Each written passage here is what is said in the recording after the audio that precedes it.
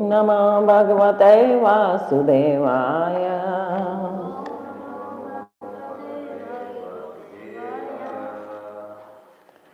Srimad Bhagavatam Mahapurana ki jai. So we are going to do Canto 1, Chapter 9 and verse 43. It's a very important chapter where we are knowing the passing away of Bishma Dev. So Bishma Dev is a great personality we are talking about.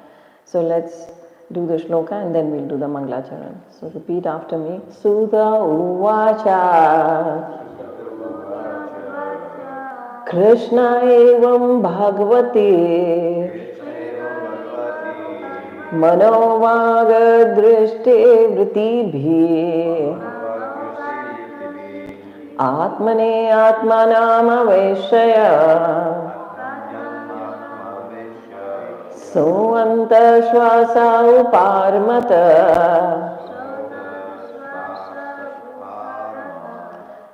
सुत उवाच कृष्ण एवं भगवती मनोवाग दृष्टि वृत्तिभिः आत्मनि आत्मनामावेश्य सोऽन्तश्वास उपारमत.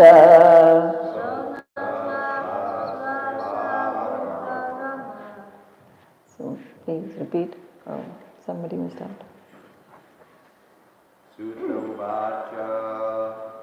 Tuvacha Krishna evam bhagavati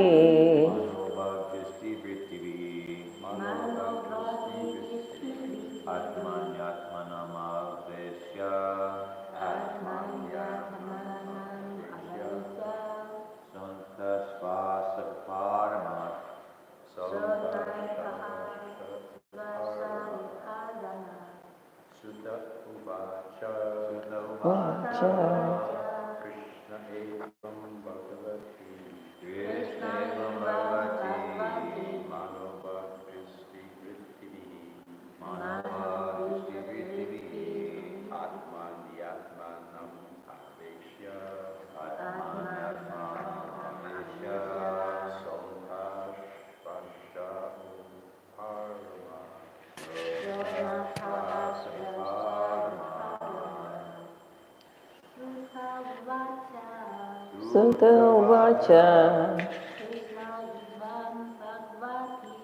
Krishna evam bhagavati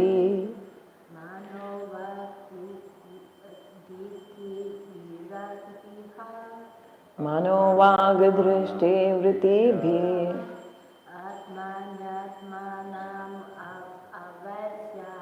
atmanya atmanamaveshya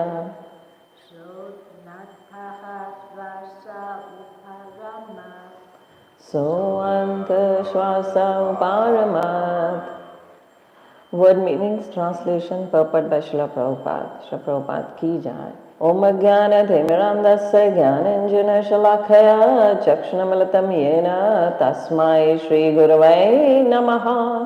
Shri Chaitanya Manobhishtam Sthapitam Yena Bhutale Swam Rupa Kadamayam Dadati Swam Padantikam Vandeham Shri Guru Shri Yutapat Kamlam Shri Gurano Vaishnavascha Shri Rupam Sagristam Sahaganraganathvitam Tam Sajivam Sadvaitam Sarabhutam Parijana Sahitam Krishna Chaitanya Devam Shri Radha Krishna Padan Sahaganlalita Shri Vishakha Nitamascha He Krishna Karuna Sindhu Dina Bandhu Jagatpate Gopesha Gopika Kanta Radha Kanta Namastute Tapta Kanchana Gaurangi Radhe Vrindavaneshwari Vrishbhanu Sata Devi Pranamami Hari Priye Vancha Kalpataru Bhaksha Kripa Sindhubhaiva Cha Patitanam Pavanebhyo Vaishnavbhyo Namo Namah. Jai Shri Krishna Chaitanya Prabhu Nityananda Shri Advaita Gadadhara Shri Vasadi Gaur Bhakta Vrinda Hare Krishna Krishna Krishna Hare Hare Hare Rama Rama Rama Hare Hare. Hare Krishna. So please repeat the word meanings after me. Sutta Uvacha. Sutta Goswami said, Krishna, Lord Krishna, the Supreme Personality of Godhead, Evam, only, Bhagavati, unto him, Mana, with mind, Vak, speech, Drishti, sight, Vritibhi, activities, Atmani, unto the Supersoul, Atmanam, the living being, Aveshya, having merged in, Sa, he, Antasrasa, inhaling, Uparamat, became silent. Repeat after me the translation. Sutta Goswami said, thus, Bhishma Deva merged himself in the Super Soul, Lord Sri Krishna, the Supreme Personality of Godhead, with his mind, speech, sight, and actions, and thus he became silent and his breathing stopped. So we know Bhishma Pitama, this is the passing away of Bhishma Pitama. He's on the Sharshaya, he's in the bed of arrows that was laid down for him. And he's leaving his body, waiting from the Uttarayan to be there, and he would leave the body. So, but there is a vow he has taken, and why is he called Bhishma? Because he's taken a terrible vow of celibacy. And plus that, he has also desired the most that Sri Krishna be present there when he leaves his body. And that happens. Sri Krishna is very much present when he leaves the body. So he is one of the mahajanas. Mahajanas are the authority whom one should follow. It is said by this famous verse in the 6th canto of Bhagavatam will come where the Yamaraj speaks to his dutas, the Yamadutas, his servants. When they were confused whom to take, like they could not take the soul of Ajamil, so they were really very confused that what is this happening? They had never seen the Vishnu Dutas earlier. But then Yamaraj gave them this shloka, his response, when they were confused in response to that, Yamaraja explains to them that who are the real authorities, who are the mahajanas, and Bhishma Pitama is one of them. The mahajanas means the ones whose path should be followed in matters of dharma, in matters of religion and devotion. When we are confused like the Yamadutas were confused, one should go back to this famous verse to understand that who are these 12 mahajanas who are said to be the authority of devotion and religion. If we are ever confused, we should follow their path. So Bhishma Pitama is to be followed. He has to be taken after. So the famous verse is Swambhu Narada, Shambhu Kumara Kapilo Manu, Pralada Janako Bhishmo Baler Veshtir Vayam. So it says Lord Brahma, Narad, Lord Shiva, the 4 Kumaras, the Lord Kapila, Swambhu Manu, Prahlad Maharaj, Janak Maharaj, Bhishma, Bali Maharaj, Shukdev Goswami, and I, Yamraj says, know that these are the 12 authorities of principle of Dharma. So one should follow them. Bhishma is counted among the 12 mahajanas. Even though he was a warrior, he was a statesman, and some would say, oh, he fought from the side of opposite. He's fighting against Krishna there. He's standing with the opposite party. But still he has been taken as the 12 mahajanas, one of the 12 mahajanas. Because of his deep devotion, because of his fearless dedication and his complete surrender to Krishna. So we can see in this, his last breath, when Krishna says in the Bhagavad Gita, he lays down the principle himself in the Bhagavad Gita, Yamya Vapi Smaranam. He says, when you are in my consciousness and you leave the body, you come back to me, That is the most auspicious time, auspicious moment when you are remembering Krishna and leaving the body. And here he is very fortunate. Krishna actually knew the heart of his pure devotee and he appears before him. He is very much present there when he is leaving the body. And who is telling this verse now? Suta Goswami. So this Srimad Bhagavatam we can see many times. Sometimes Shukdev Goswami is speaking to Parikshit Maharaj. Sometimes Suta Goswami is speaking to the sages of Naimisharayana. And here he is repeating, he is seeing what actually Shukdev Goswami had said. He is repeating that only. He is saying, Suta Goswami says, thus Bhishma Pitama merged himself in the super soul, that's the Paramatma, Lord Sri Krishna, the Supreme Personality of Godhead, with his mind. So how does one surrender? How does one actually, it is not that we will merge in the Brahma Jyoti. It is, we will not merge in impersonalism. We merge with our mind, with our speech, with our sight, with our actions into the Supreme Personality of Godhead. We go deep into the consciousness of Krishna. So that is how we become Krishna conscious. When we surrender with our mind, mansa vacha karmana, when we surrender with our mind, with our speech and our actions, that's important. That we surrender to the Supreme Lord with our mind, mansa, with our vacha, with our speech and with our actions, karma. So when we surrender with that, that is actually the surrender.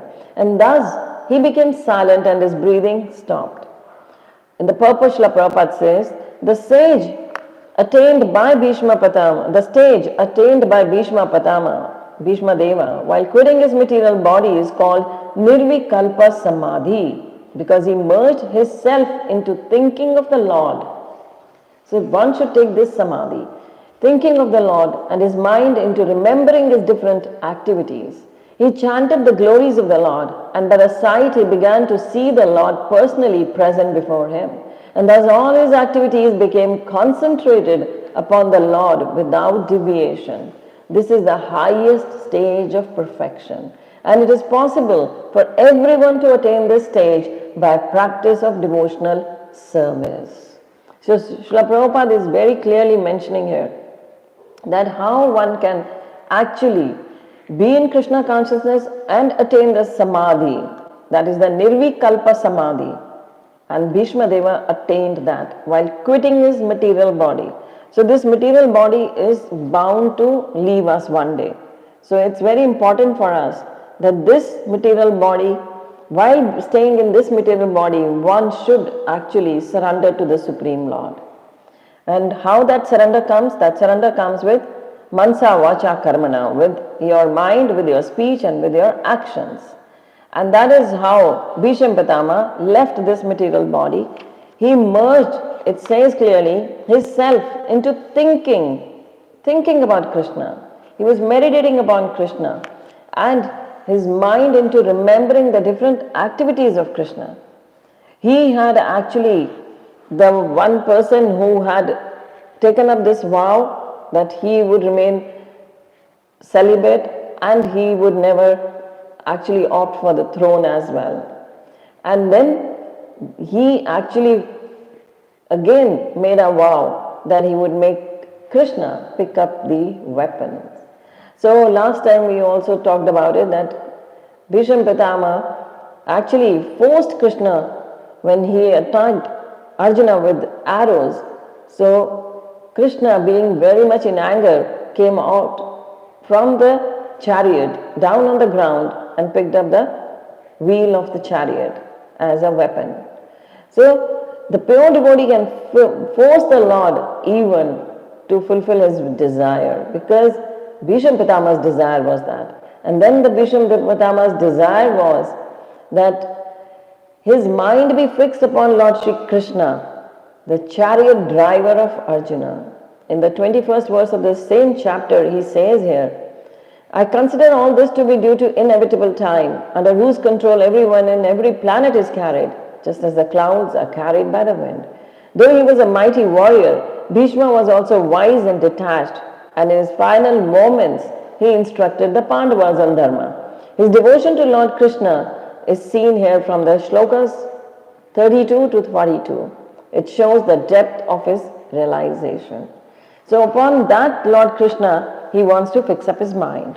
So that is how this chapter actually brings, this is the end point coming up, where Bhishma Pitama is now leaving his body and his breathing stops and he leaves the body. So here Prabhupada says that he chanted the glories of the Lord, and by his sight he began to see the Lord personally present before him, because he was always chanting the glories of the Lord. He could see the Lord, and Lord came there. Those who chant the glories of the Lord, Lord appears before them. Those who chant the glories of the Lord all the time, Krishna does appear before them. And here he was personally there present before him. And thus all his activities became concentrated upon the Lord without deviation. So he was totally focused on the Lord without deviation. So one has to be without deviation when one does bhakti. Without deviation means not getting bewildered, not going here and there with your mind. While chanting, we say, chant attentively. So that means one should be fully focused, one should be with full concentration, without any deviation should chant. And likewise, speaking the glories of the Lord, one should concentrate, and thus all the activities, when you are with mind and speech, when you are actually focused on the Lord, your actions will automatically be concentrated upon the Lord without deviation. So this is the highest stage of perfection. We all want to be perfect in bhakti. So how does one become perfect in bhakti? We all want to become good devotees, perfect devotees. We all want to go back to Godhead.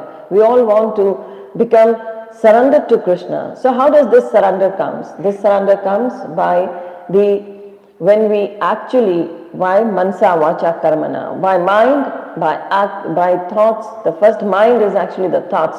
Think about Krishna. The thoughts emerge in mind. So one has to actually think about Krishna. Tell your mind that, oh, I want to think about Krishna only. I want to serve Krishna. So then these thoughts become vacha, speech. The speech becomes that you start glorifying Krishna. Once in your mind it is Krishna all the time, you will sing the glories of Krishna. So when you sing the glories of Krishna, that is the action. So your action is now always chanting the glories of Krishna, thinking the glories of Krishna. So this is the highest stage of perfection, when you're concentrated totally upon Krishna. The devotional service of the Lord consists of 9 principles of service activities. So here Prabhupada mentions the Navada Bhakti that is being given by Prahlad Maharaj. Prahlad Maharaj is again a very dedicated devotee of the Lord, devotee of the Supreme Lord. He is totally surrendered to the Supreme Lord. He is totally engaged in the worshipping, engaged in the hearing, engaged in the chanting the glories of the Supreme Lord. So he is always engaged, and he gave this Navada Bhakti, the 9 principles of bhakti, the 9 principles of service attitude. We all have to be a servants of Krishna. Chaitanya Mahaprabhu gave this message to the world, that we are the eternal servants. Krishna says that in Bhagavad Gita. And Chaitanya Mahaprabhu repeated, because he himself is the Supreme Lord, he appeared before us and he gave this message again to us, reminded us, Jivira Sarupai Krishna Das, Nityare Krishna Das. So we are Nitya, eternally servants of Krishna. So Chaitanya Mahaprabhu and Bhishma Pitama, actually Bhishma Pitama is doing what Chaitanya Mahaprabhu actually said to the world. His mood is intense, loving. He is he is loving Krishna. Bhishma Pitama is surrendered to Krishna. He has got an intense love for Krishna. He surrenders to him, that is why he wants him to be present when he leaves the body. That's his desire, that's his ultimate desire. And that desire is being fulfilled by the Supreme Lord. So he is the servant to the Supreme Lord. He is singing his glories all the time. And Chaitanya Mahaprabhu and Bhishma Pitama, Chaitanya Mahaprabhu came in the role of a sannyasi. He takes up sannyas and he preaches the divine love. And Bhishma Pitama, though being a warrior, he shows the same non-deviation. He actually is an example. He performs the duties of a warrior and a sage both at the same time. That is Bhishma Pitama. He is surrendered to the Supreme Lord like a sage, and he is fighting the battle like a great warrior. So he showed both the signs. And he showed his love for Krishna when he desires that Krishna be present before him when he leaves the body. And his main teaching, like Chaitanya Mahaprabhu gave Nam Sankirtan, Prema Bhakti, Bhishma Pitama was actually following what the Lord actually wants. Lord wants that everybody should chant and sing the glories of the Lord. So that's what Bhishma Pitama, being a pure devotee of the Lord, followed that path. Which later we came to know what Chaitanya Mahaprabhu did. That's what Krishna wants. That's what Krishna repeated in the Bhagavad Gita there itself, in the same battlefield where Bhishma Pitama was fighting. So here, Bhishma Pitama actually meditated on the Lord. Krishna is saying in the Bhagavad Gita, Yam Yam Api Smarnam. He speaks the Bhagavad Gita there itself, in the battlefield. And Bhishma Pitama is exactly following that. He is actually living example for that while the Bhagavad Gita is being there spoken in the same battlefield. He actually leaves the body while meditating upon the Lord. While meditating, while fixing his mind on the appearance, the presence of the Lord is very much there and his mind is fixed upon him. So he is totally fixed in the remembrance. The 9 principles of Prabhupada speaks about the 9 principles of service activities. He says, Shravanam Kirtanam, hearing, chanting, remembering, serving the lotus feet, worshipping, praying, executing the orders, fraternizing and fully surrendering. Shravanam Kirtanam Smarnam, Archanam Vandam Dasyam Sakhyam Atma Nivedanam. So these are the 9 principles of Bhakti. The 9 principles, Bhakti means service. Bhakti means service with love to Krishna. Bhakti is nothing else. It's not a something foreign will come in our vocabulary. Bhakti it means very simple words, service to Krishna with love. So when we serve Krishna with love, Bhakti is there. It's generated in our mansa, vacha, karma, in our mind, in our speech and our actions. So here the 9 devotionals, the 9 angas of the devotional service are mentioning here. Hearing, Shravanam. It starts with hearing. Bhakti starts with hearing. Unless we hear about the Supreme Lord, unless we hear the glories of the Supreme Lord, nothing can happen in our spiritual life. The moment we enter the spiritual life, that means we have started hearing the Supreme Lord, the glories of the Supreme Lord, by the pure devotees of the Lord. So the pure devotees of the Lord, like Srila Prabhupada, when he went around the world propagating the holy name, the world became aware because they heard him. So when we hear a pure devotee of the Lord, it's bound that we will be showered with mercy. So without the mercy of a pure devotee of the Lord, the process of hearing the process of hearing brings us nearer to Krishna, because we hear from the pure devotee of the Lord. So 9 angas of the bhakti, Shravanam, starting with hearing, then chanting, then speaking the glories. Chanting means when you yourself sing the glories of the Lord, when you chant the glories of the Lord, when you tell others the glories of the Lord, that is chanting. When we chant the holy name, of course, that is chanting, we know that. Hare Krishna, Krishna Krishna, Hare Hare, Hare Rama, Rama Rama, Hare Hare. So that's the chanting of the Maha Mantra. So when we chant the glories of the Lord, that is for sure to bring the remembrance of the Lord. So first we hear, then we speak, and then comes the remembrance. That is the third part. You cannot remember. Some people say, oh, I remember Krishna all the time. I don't need to chant. I don't need to have a show of a bead bag in my hand. I don't need that.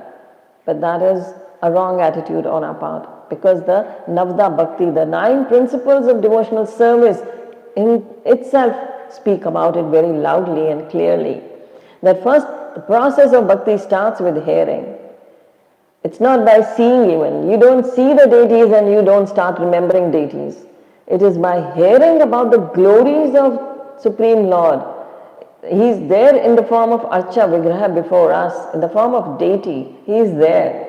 But when you hear the glories of the Supreme Lord, hear the glories of the Archa Vigraha form, then only you will start repeating his, like his chanting. Then only you will start repeating his glories. So when you start chanting means repetition. So when you keep on repeating the glories of the Supreme Lord to the world, you will automatically remember him. Then the smaranam will come. Those who say that, oh, we remember Krishna all the time, they are simply speaking false. That is simply a lie. Nobody can remember Krishna all the time without hearing and chanting. So first the hearing comes, then the chanting comes, and then you remember Krishna all the time. Otherwise, you will forget Krishna. So why remembrance is very important? Because Krishna says at the time of leaving body, I should be in your thoughts.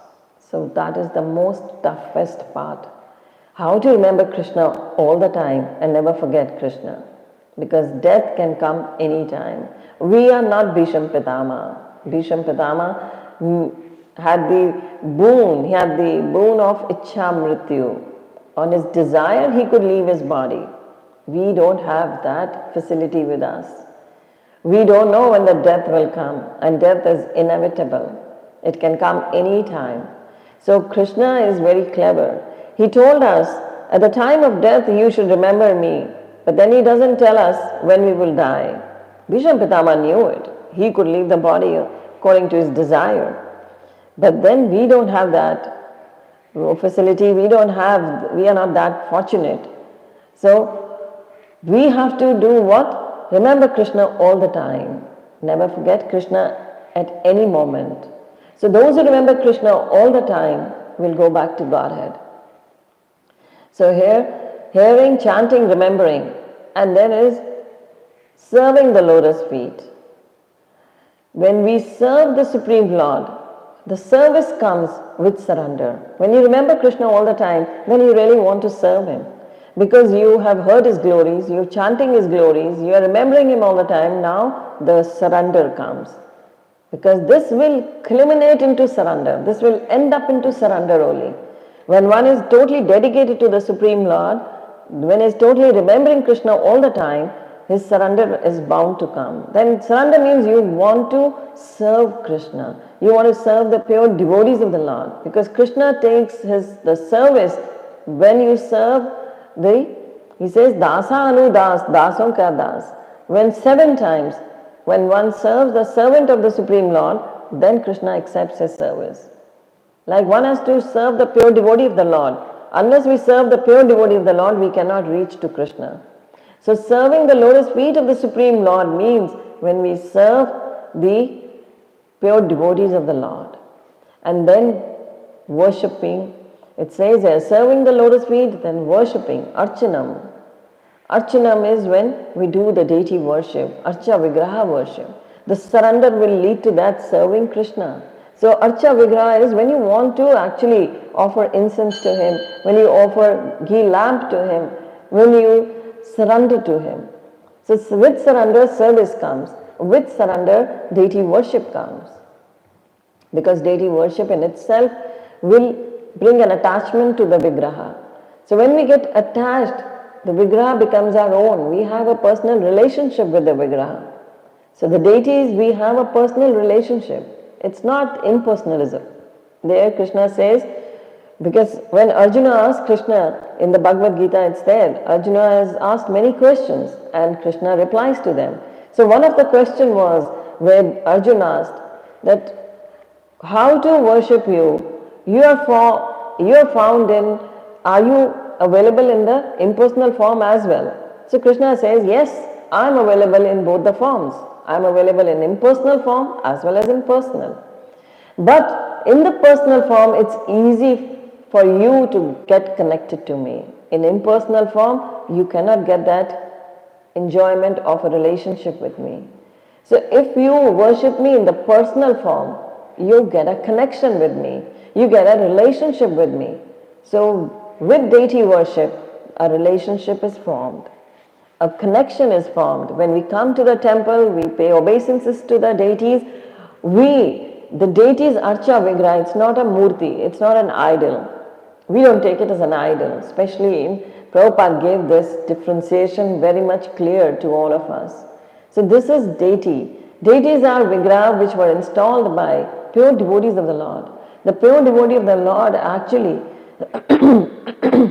pure devotee of the Lord actually prays to the Supreme Lord and asks the Supreme Lord to be present in the deity form before him. And that happens. So that is why we see the Vigraha, the deities have a special connection. The deities are served just like as they are, Krishna is present there. Because you see in the ISKCON temples every day, the dressing goes on for in the morning as well as in the evening for the Shayana as well. So twice in a day they are dressed up. In many temples you can see the Vigraha are wearing the same dress even for weeks or a week like that. But in ISKCON you can see the deity worship is done with the Pancharatrika Viday, what Naraji established. And Naraji is again a Mahajana. Bishma is a Mahajana. Naraji is also a Mahajana. So Naraji gave this standard of deity worship, and that standard is followed in ISKCON as well. So we see that deity worship is very important, and especially in the temples where such a elaborate, nice deity worship is done. Bhoga is offered 6 times a day and they are fed. The devotees are feeding Krishna. The devotees are taking care of the Supreme Lord just like he is there with them. And Krishna reciprocates in that way. He never leaves the temples. He is there, very much present there, listening to each and every word what we speak. So this is how the worshipping is done. And then the praying, Vandanam. Vandana means praying to the Supreme Lord. Prayers are very powerful. Prayers are the words that are spoken from heart. Prayers are not something stereotyped. Oh, this is my prayer. No. Krishna knows everything what's happening in your heart. He knows what your prayers are. But then when we put them into words direct from our heart, Krishna accepts them. Because he accepts the prayers of the devotees. He accepts the prayers of those who are surrendered. So those who are following all these things, hearing, chanting, remembering, serving the lotus feet, worshipping, and then the prayers. He heard the prayers. Prayers are very powerful words.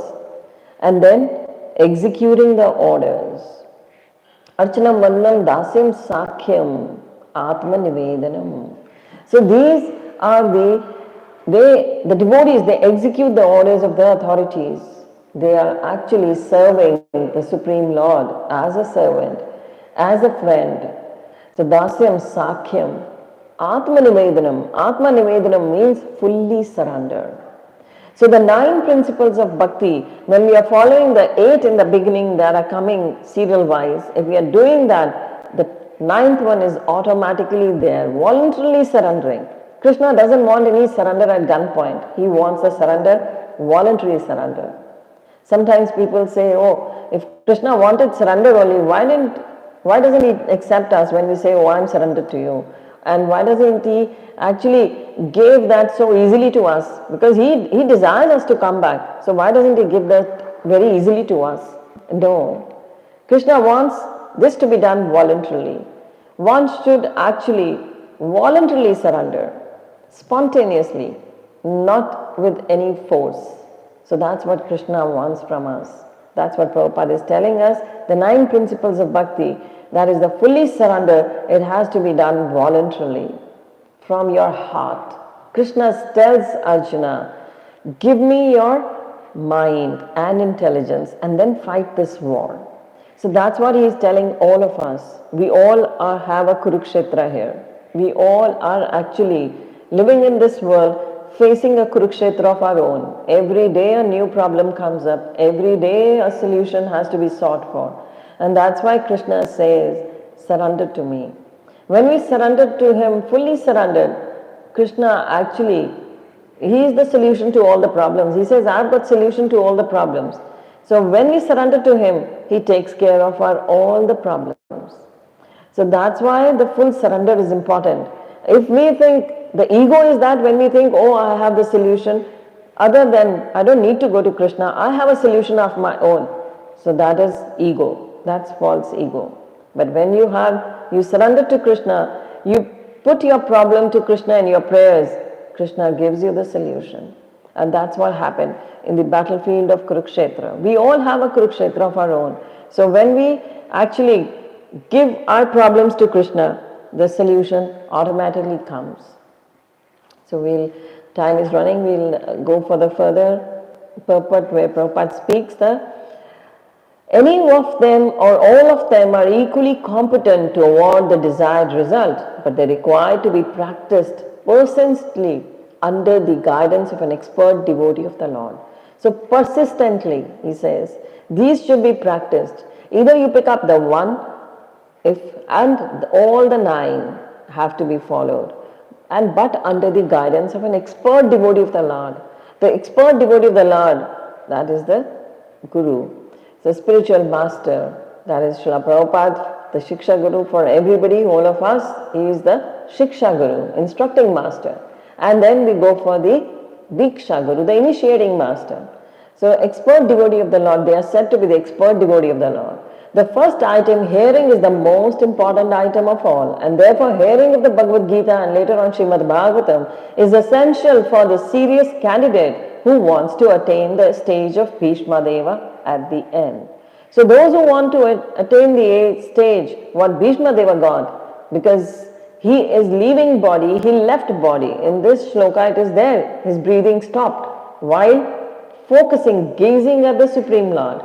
So those who want that kind of, if we all want, because all of us, we want that kind of death, of course. And those who want, Prabhupada says, those who are serious candidates, and those who want the death like Bhishma Dev, they should hear Bhagavad Gita and Srimad Bhagavatam. The unique situation at the Bhishma Deva's time of death can be attained, even the Lord Krishna may not be personally present. So Prabhupada clearly says, may not Krishna appear like he appeared before Bhishma Pitama, but of course when we chant the glories of the Supreme Lord, when we hear the glories of the Supreme Lord, we can get the same what Bhishma Deva got at the time of death. His words of the Bhagavad Gita, Krishna's words of Bhagavad Gita or those of Srimad Bhagavatam are identical with the Lord. They are sound incarnations of the Lord. So the words of Bhagavad Gita and Bhagavatam is none other. It's literally incarnation of Krishna. They are sound incarnation of the Lord. What I am doing is I am just repeating the words of Krishna, the words of Sutta Goswami, the words of, again, Srila Prabhupada.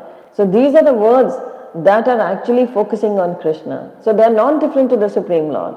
They are actually, it says there is a word called Tadiya. Tadiya comes in the Bhagavatam. Tadiya means connection. Everything is Tadiya. When we speak of Krishna, if we speak of his flute, we speak of his Vaijanti Mala, we speak of his lotus eyes, lotus feet, his Mor Mukut, everything is Tadiya.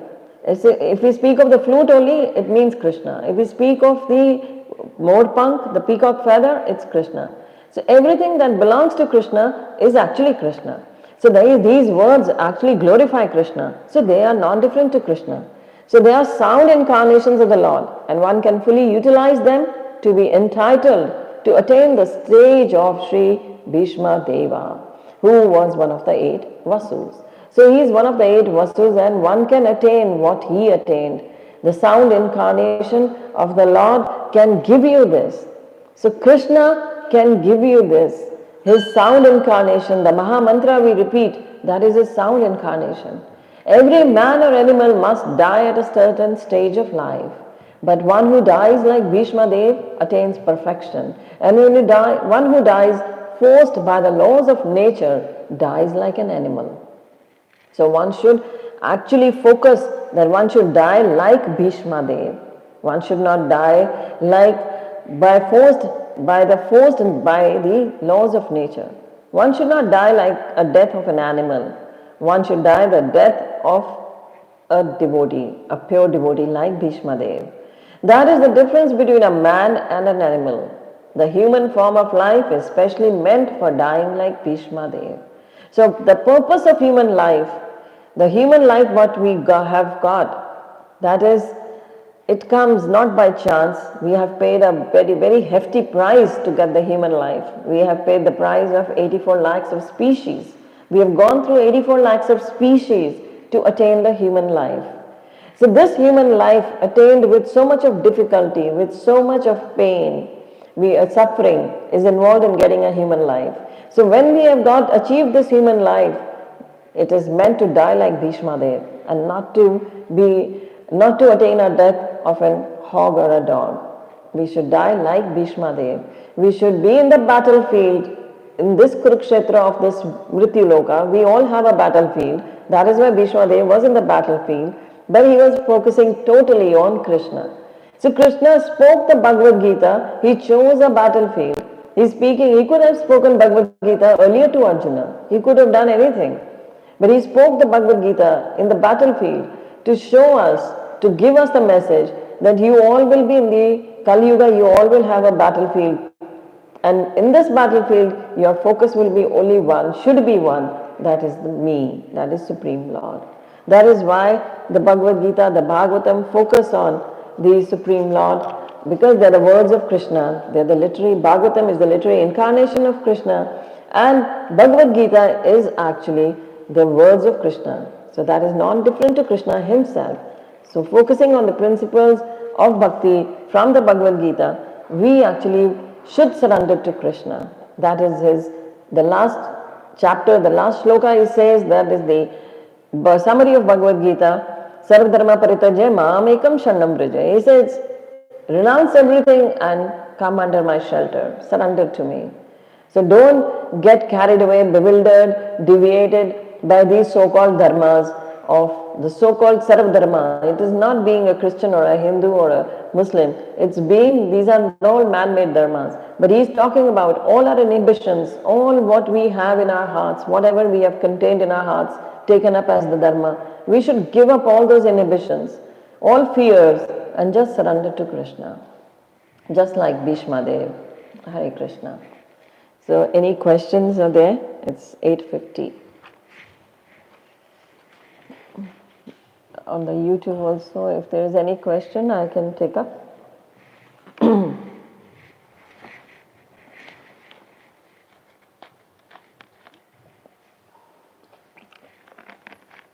You have any question? You're from where? You are from where? China. So you're staying here? Vancouver. You moved to Vancouver. You are in touch with devotees in China? There are many devotees in China also. Yes, in China I met Krishna.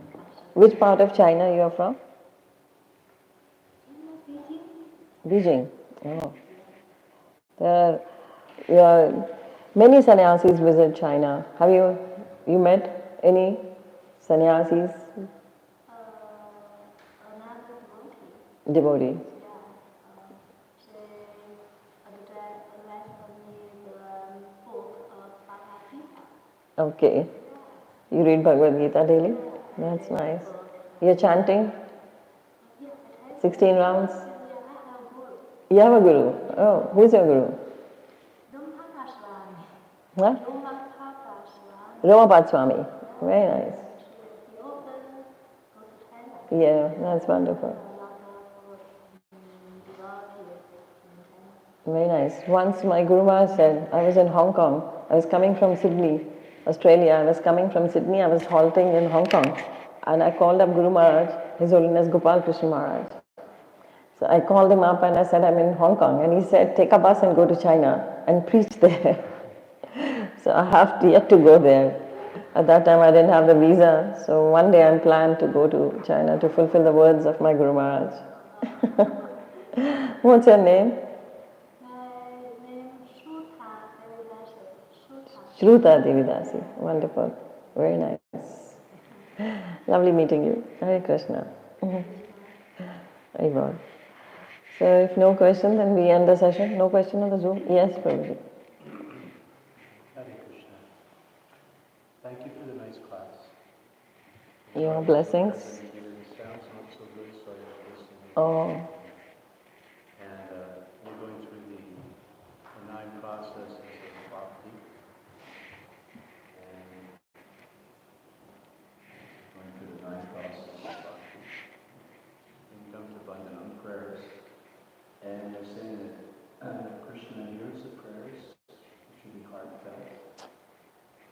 same time, one has to be a little bit aware of what is a proper prayer.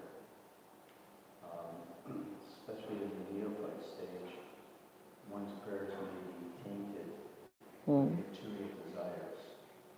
And the Bhagavatam and all the Shastras, there's so many prayers, all the bhajans, so many prayers by pure devotees within the pages. And it would be more beneficial, I think, to learn those prayers and try to absorb them and let them be heartfelt and use those. Yes. Yeah, they're the prayers of Gajendra prayers, they're the prayers of Kunti Maharani. So many prayers are there in the Bhagavatam. And Bhagavatam then establishes this fact as well, as Prabhuji mentioned. Yes, the prayers are very important because our prayers will be tainted with the material desires. And the holy name is so powerful. Even if we are tainted with material desires, our prayers, if we continuously keep on chanting, hearing chanting and remembering Krishna, then these prayers will automatically, like Dhruva Maharaj, when he just took up the mantra from his Diksha Guru, that is Narad Muni. He got initiated from Naradji. Naradji gave him a mantra, Om Namo Bhagavate Vasudeva. He chanted that mantra, and within 6 months, he was totally purified, and Krishna appeared before him, and his desire was ours, maybe little bit tainted with materially. He was so totally materialistic. He wanted to defy his own grandfather. He wanted to have a big empire, the biggest of all. He was longing for a material desire of being the emperor of whole world. And Krishna appeared before him, and he was totally now surrendered to Krishna because he had been repeating the mantra given by his spiritual master. By repetition, repeating, chanting, and he was totally devoted. Like we cannot, of course, be like him, do that, like worship Krishna like him, like he did. His penance we cannot take up, that tapasya, what he did. But yes, if we keep on repeating the mantra, chanting the mantra, hearing the glories, that's what Prabhupada said, keep on hearing Bhagavad Gita, Bhagavatam, and because that's Krishna entering through your ears, and keep on chanting the holy name very attentively. Like these prayers, Prabhuji said, if these prayers prayers mean you will go deep into their character. You will go deep into why did they pray and how did then they were liberated. So this is how it is. So these prayers are very powerful. So prayers should not be tainted with material desires, of course. But if you have any material desire also, but don't leave chanting, don't leave listening to Bhagavad Gita, don't leave listening to Srimad Bhagavatam, don't leave worshipping Krishna, coming to the temple, serving the lotus feet, don't leave that ever. So your desires, you will be purified at the end. That will happen. And I believe that's what Prabhuji wanted to convey. That was a big point. Yes, of course, the listening to Srimad Bhagavatam is very, very important. And Bhagavad Gita. At the same time, hearing chanting is equally important. But attentive chanting. When we will listen, hear, then only we will understand attentive chanting. Like what is attentive chanting? So one should do chanting very attentively, actually to acquire this stage of Bhisham Deva. That at the end, we may see Krishna. At the end, our consciousness may be in Krishna. That is all what we want. So yes, prayers, Krishna hears all the prayers. Thank you, Prabhuji. Yes, Prabhuji. So from reading this chapter, we can see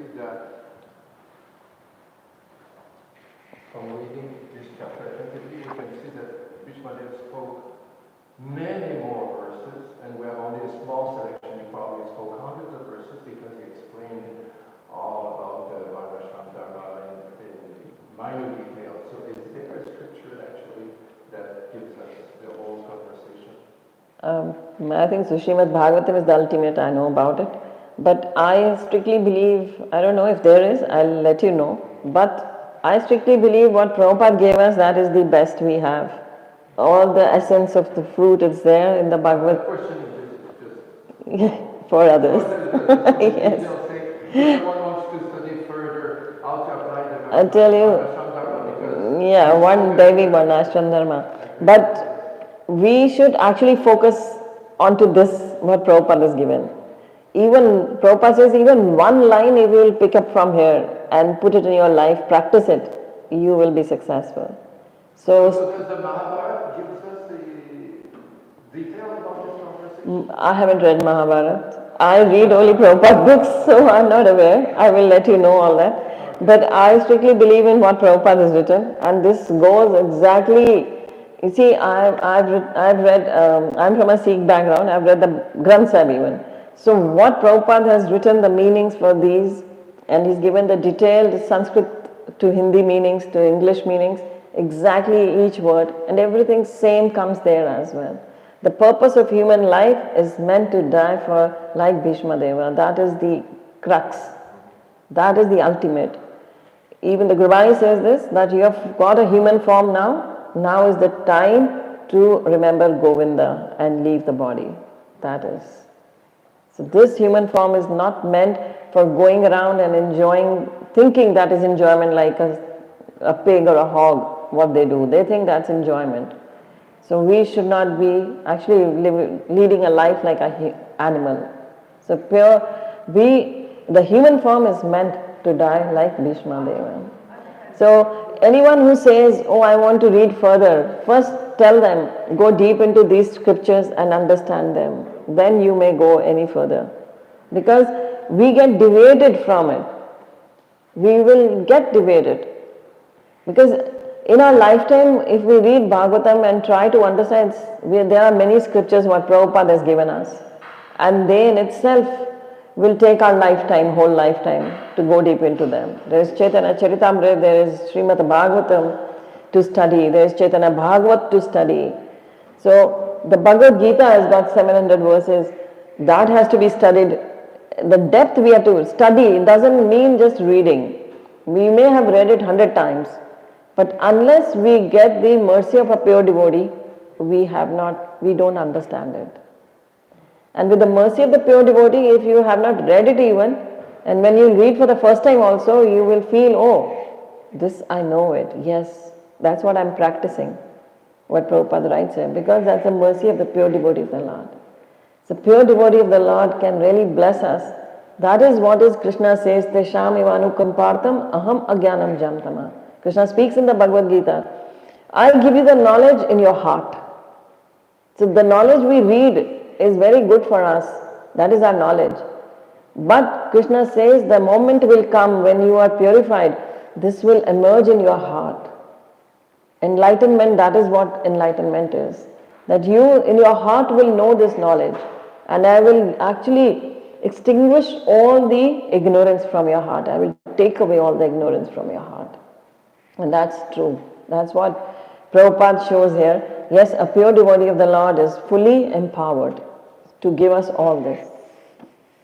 I hope I satisfy you. This is very beautiful what you said, but still, I don't think we can expect every single human being on the face of the earth now to follow exactly this. So that's why I see that necessary to create a society that will include people, right, that are not on that level, to go to the stage of, you're saying, die like Bhishma did here.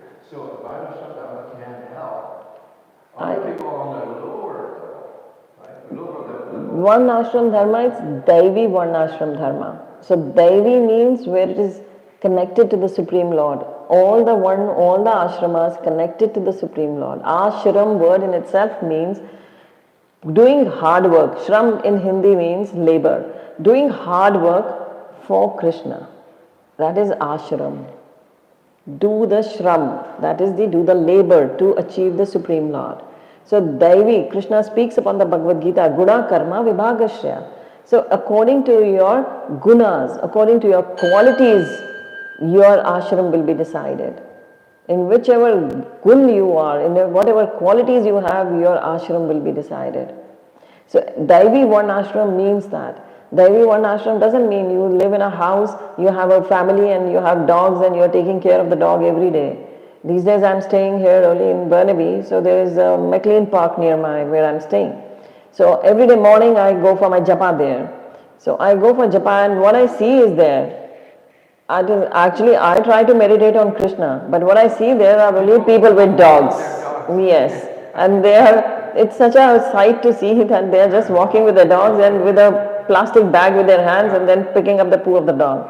So that sight really. Dog service. Yes.